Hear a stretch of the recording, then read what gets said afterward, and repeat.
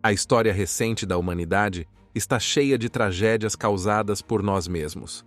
Algumas ficaram tão marcantes que viraram sinônimo de desastre. Chernobyl, por exemplo.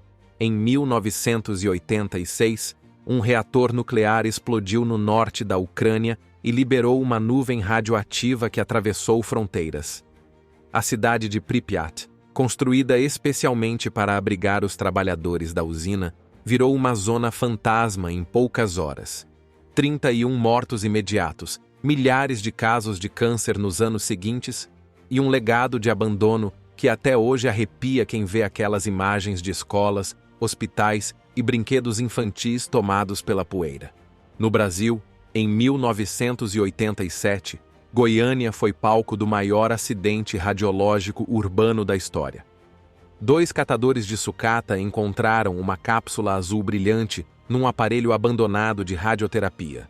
Curiosos, levaram o objeto para casa e, a partir dali, dezenas de pessoas tiveram contato direto com o césio-137, um material extremamente radioativo. 4 pessoas morreram, entre elas, uma menina de 6 anos. Mais de 120 mil pessoas foram examinadas, e toda uma região da cidade teve que ser isolada e demolida. Mas não podemos nos esquecer do ocorrido na Índia. Em 1984, aconteceu um dos piores desastres industriais do planeta. Em Bhopal, durante a madrugada, um vazamento de isocianato de metila, um gás tóxico usado na produção de pesticidas, escapou de uma fábrica da Union Carbide. Sem nenhum aviso, uma nuvem venenosa cobriu a cidade enquanto todos dormiam. Estima-se que mais de 15 mil pessoas tenham morrido ao longo dos anos e mais de 500 mil ficaram com sequelas graves. Até hoje, os sobreviventes lutam por justiça. Esses desastres marcaram época, viraram manchetes no mundo todo e até hoje inspiram filmes, séries e documentários. Mas existe uma outra tragédia, tão mortal quanto, que quase ninguém fora da Austrália conhece. Uma cidade que não foi destruída por explosão nem por radiação, mas sim por um pó invisível, um veneno que entrava pelos pulmões e envenenava gerações inteiras. Um lugar que o próprio governo tentou apagar da história. Uma cidade onde respirar o ar era o bastante para assinar a própria sentença de morte. O nome dela é Wittenoom, e hoje, o belo mundo te leva para entender como uma cidade inteira foi varrida da história, e como tudo isso começou com uma decisão que parecia inofensiva, mas virou uma tragédia anunciada. Número 1. Localização e dados gerais. Antes de entender como Wittenoom virou sinônimo de tragédia, a gente precisa localizar esse ponto quase esquecido no mapa. A cidade ficava na Austrália Ocidental, um estado gigantesco que sozinho ocupa quase 1/3 de todo o território australiano. Mais precisamente, Wittenoom nasceu no meio do deserto de Pilbara, uma das regiões mais remotas e inóspitas do país. Ali perto fica o Karijini National Park, um lugar famoso por seus desfiladeiros profundos, os chamados gorges. Um dos mais conhecidos é o Hamersley Gorge, um vale estreito cercado por paredões de rocha avermelhada e piscinas naturais que parecem miragens no meio do nada. É nesse cenário de beleza bruta e isolamento extremo que a cidade começou a tomar forma. A região é marcada por contrastes intensos. No verão, os termômetros ultrapassam fácil os 40 graus. O ar é seco, a chuva mal aparece e o vento levanta nuvens de poeira vermelha que cobrem tudo. A paisagem parece saída de um quadro. Terra vermelha, céu azul profundo e uma vegetação rala que insiste em sobreviver. Foi nesse canto esquecido do mundo que uma pequena comunidade começou a surgir. Um lugar bonito, sim, mas completamente isolado. E é justamente esse isolamento que ajuda a explicar como uma tragédia silenciosa conseguiu se espalhar por décadas e sem chamar a atenção de ninguém. Número 2. Como tudo começou. Wittenoom não nasceu como uma cidade qualquer. Não foi crescendo aos poucos, com padaria, escola, açougue e gente abrindo comércio. Ela surgiu com um único propósito: explorar um mineral que, naquela época, parecia uma revolução industrial. Tudo começou no fim da década de 1930, quando geólogos encontraram, nas encostas das montanhas de Hamersley, no coração do deserto de Pilbara, uma substância chamada crocidolita. O nome soa inofensivo, quase científico demais. Mas na prática, estamos falando do amianto azul, o tipo mais perigoso de amianto que existe. Naquele tempo, o amianto era visto como um milagre da engenharia. Era barato, resistente ao calor, não pegava fogo e tinha 1001 utilidades. Servia para fabricar telhados, isolantes térmicos, forros, caixas d'água, freios de carro e muito mais. Para a indústria da época, era quase como ouro em forma de fibra. Foi aí que o governo e empresas privadas enxergaram uma oportunidade. E no começo dos anos 40, surgiu o primeiro esboço do que viria a ser Wittenoom. Primeiro vieram os alojamentos improvisados para os operários da mina. Depois, surgiram as casas de madeira e zinco, o comércio, a escola, até a igreja teve. Nos anos 50, a cidadezinha já parecia promissora. Tinha quase 1000 habitantes, operários, esposas, filhos e até imigrantes que foram atrás de uma nova vida. Era poeira, britadeira, caminhão e barulho de mina o dia todo. Para quem chegava, parecia uma comunidade em ascensão, crescendo em ritmo acelerado no meio do nada. Mas o que ninguém via, ou preferia não ver, é que aquele pozinho mágico que fazia a cidade prosperar também estava lentamente matando quem vivia ali. Número 3. Dia a dia da cidade. Naquela época, o amianto era símbolo de progresso. Era o pó mágico da modernidade. E Wittenoom, com sua mina a todo vapor, se orgulhava de ser parte disso. Para você ter ideia, entre as décadas de 1950 e 1960, a cidade se tornou a única fornecedora de crocidolita da Austrália. Isso mesmo. Todo o amianto azul usado no país e em muitos produtos exportados saía dali. E o orgulho era grande. Os moradores se viam como parte de algo importante. O trabalho era duro, pesado, empoeirado, mas era o que mantinha a cidade viva. Todos os dias, os operários desciam para as galerias e voltavam cobertos por uma camada fina de pó azul brilhante, da cabeça aos pés. Era quase como um glitter mortal, só que ninguém sabia disso.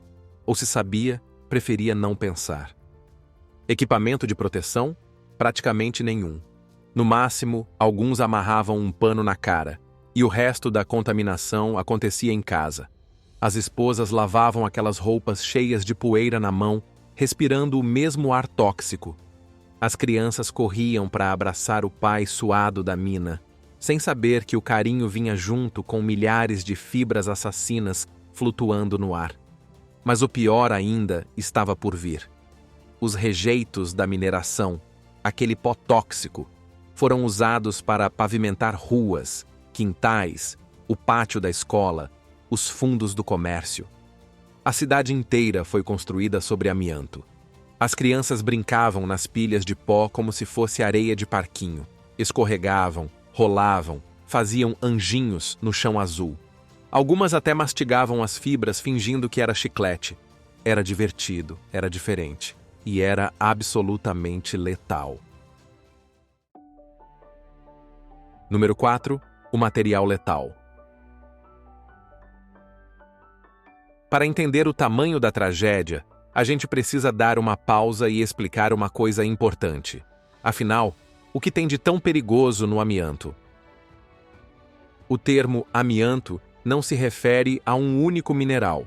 Na verdade, é um grupo de minerais fibrosos, com uma característica muito traiçoeira. Suas fibras são tão finas que parecem pó, mas são duras, afiadas e praticamente indestrutíveis.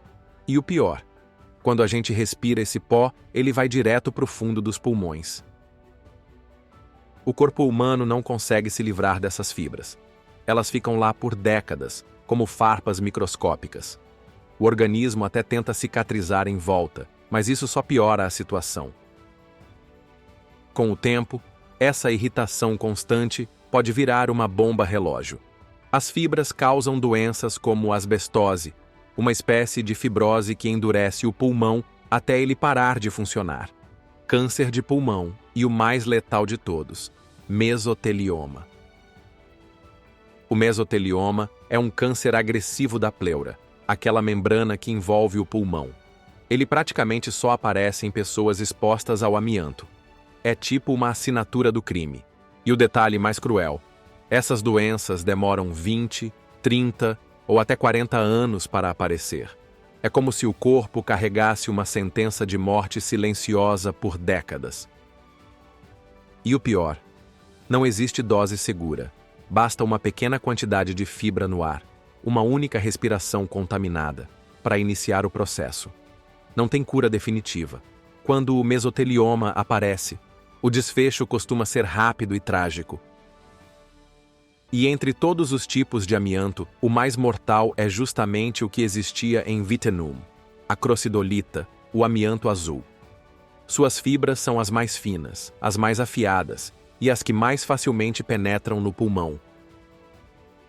Agora junta tudo isso, uma cidade inteira construída em cima desse material, caminhões levantando poeira o dia inteiro, roupas cobertas com fibras, ruas asfaltadas com resíduo tóxico.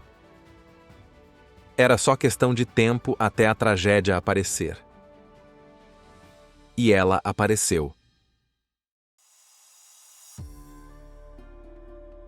Número 5. As primeiras vítimas e a negação. No começo, parecia algo simples. Um trabalhador jovem com falta de ar. Outro com uma tosse que não passava. Mais alguém com dores no peito que os médicos logo diagnosticavam como bronquite, pneumonia ou simples cansaço. Remédio, repouso e vida que segue. Mas o problema não sumia. Pelo contrário, só piorava. No final dos anos 50, começaram a surgir os primeiros alertas mais sérios. Meia dúzia de trabalhadores, todos com menos de 10 anos de mina, foram diagnosticados com asbestose.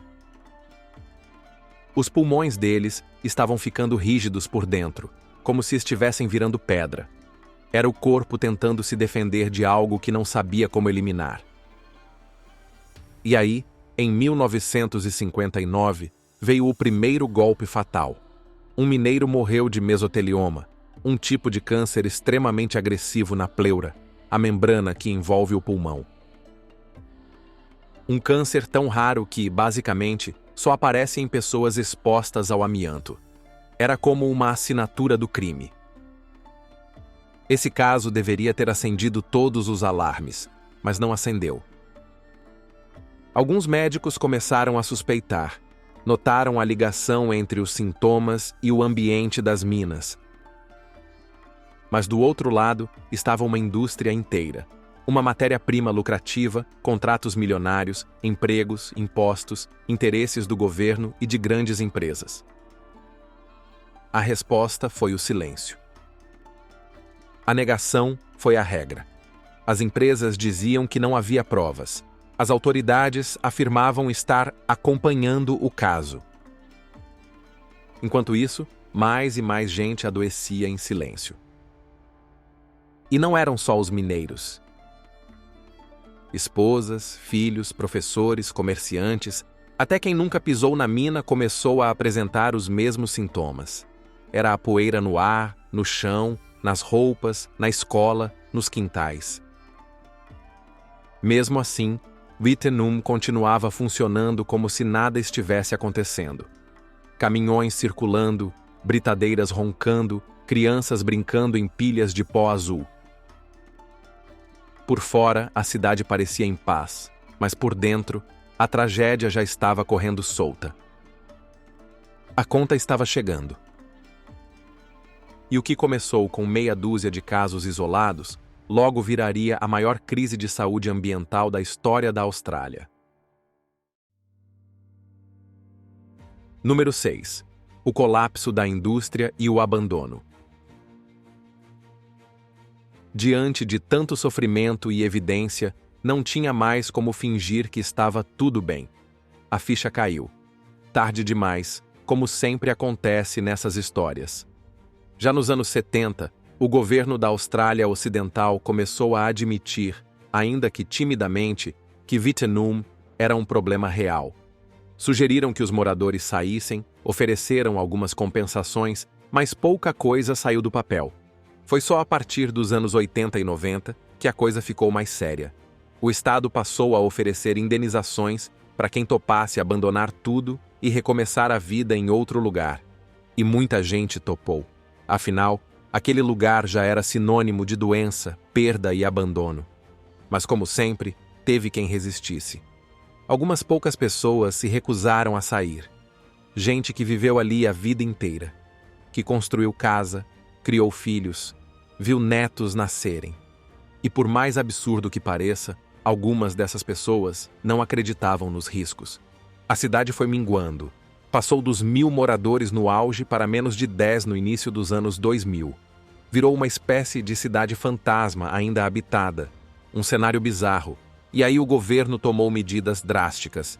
Em 2006, cortaram os serviços públicos. Sem luz, sem correio, sem ambulância, sem nada.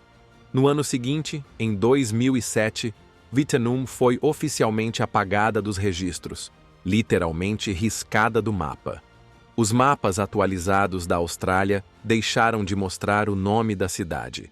A localidade foi apagada, como se nunca tivesse existido oficialmente, só que os escombros ainda estavam lá. As ruínas, as casas vazias, o pó, e uns poucos moradores teimosos também. A solução final veio em 2019, quando o governo aprovou uma lei que permitia desapropriar e expulsar quem ainda insistia em viver ali. E foi o que fizeram. Ofereceram indenizações simbólicas, porque aquele terreno já não valia nada, e bateram de porta em porta para tirar os últimos sobreviventes. A última moradora foi removida em 2022 contra a vontade dela. Mas era uma questão de saúde pública. Com isso, Wittenoom chegou ao fim. Número 7. Um legado tóxico e esquecido. Hoje, Wittenoom é oficialmente uma cidade morta. E não só morta, está sendo enterrada. Em 2023, começaram as demolições. Casas, armazéns, estruturas antigas, tudo vindo abaixo.